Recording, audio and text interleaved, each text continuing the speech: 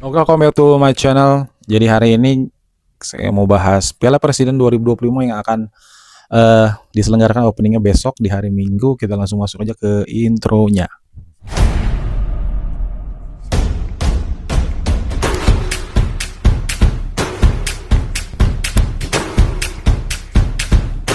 Ya, buat semua teman-teman yang udah tahu, Piala Presiden 2025 ini agak unik. Jadi karena yang pertama adalah pesertanya makin sedikit dari sebelumnya. Kalau nggak salah ada 20 peserta, terus mundur lagi 18.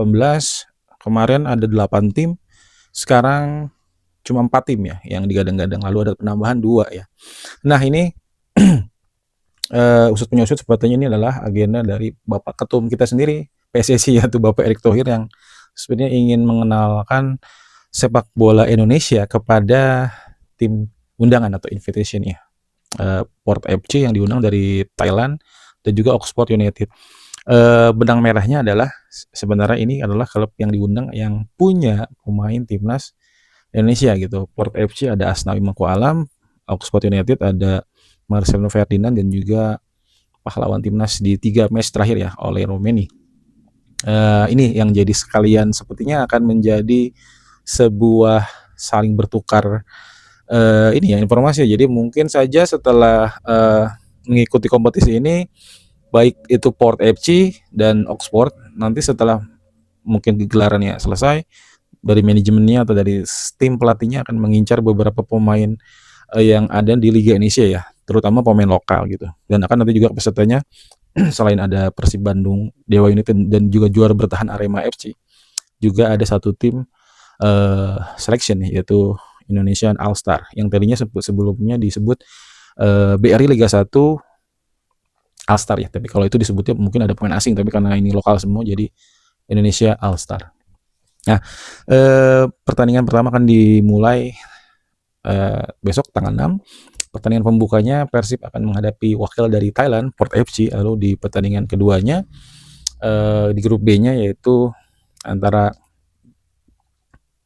Indonesian All Star akan menghadapi Oxford United ya di jam kedua. Tetapi katanya ada perubahan bahwa Persib akan dimainkan pada malam hari, untuk yang pertandingan kedua kan digeser di sore hari.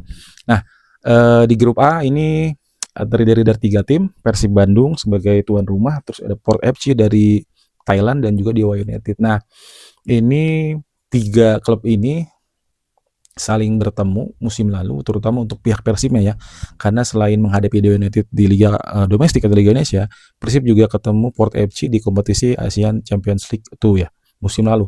Dan Persib kesulitan menghadapi kedua lawan ini yang akan menjadi calon lawan nanti di Piala Presiden. Menghadapi Port FC, tim yang juga dimiliki Asnawi Mangku Alam, Indonesia Persib dari wakil Indonesia kalah 0-1, lalu di kandang Port bisa menahan 2-2, artinya setelah agregat head to head kalah.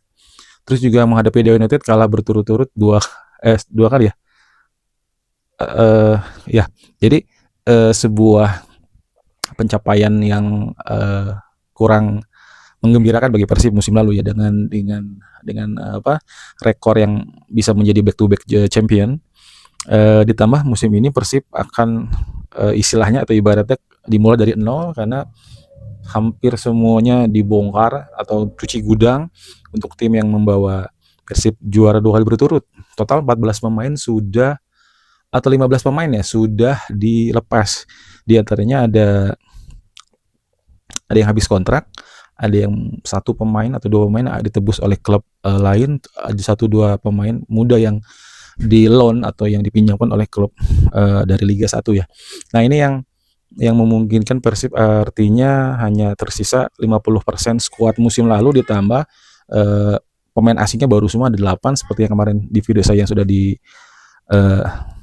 keluarkan bahwa ada 8 pemain ini semua baru semua. Kipernya dari Wales, Adam Priestback, lalu di lini belakang ada 2 back tengah dari Argentina, 1 Patricio Matricardi, dan 1 lagi dari Brazil, Julio Cesar. Terus di tengah ada Luciano Goicoechea, ada juga Bergwinho, William Marsilio, William Barros.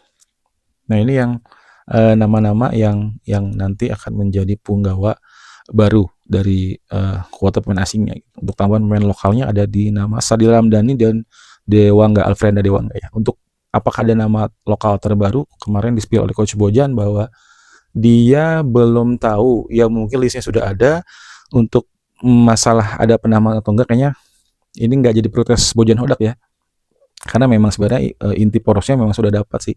Untuk lokal memang kan dari sisi sayap yang kurang eksplosif kemarin ya, karena ya secara permainan Ciro memang sudah terbaca cara mainnya sama seperti cara main waktu pertama kali Persib kembali juara lagi dan diulangi di musim kemarin. Ditambah David Da Silva yang banyak cedera atau banyak absen di Mas Derajat yang digadang-gadang akan menjadi backupnya yang bisa ngambil peran pada saat absennya David Da Silva, bahkan dia juga malah ikut-ikutan cedera yang lumayan lama juga gitu ya. Jadi faktor dari sisi wing ini tidak bisa dimaksimalkan oleh Persib ya, karena Ciro lebih banyak diperbantukan ke penyerang tengah gitu. Jadi lebih ke mainnya jadi flank gitu. Ada di posisi Beckham Putra dan juga Tyrone Del Pino yang aslinya sebenarnya posisi mereka ada playmaker. Jadi bisa arus melebar terus juga.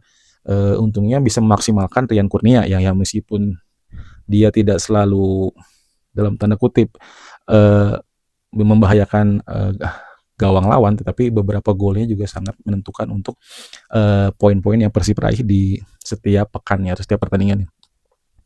Terus ada pemain asingnya Mailson Dalima tidak moncer juga, ada masuk penggantinya Gervan Kastaner yang menurut saya memang dari sosok tubuhnya lebih cocok jadi striker bukan sebagai seorang sayap, dan mereka sudah dilepas semuanya.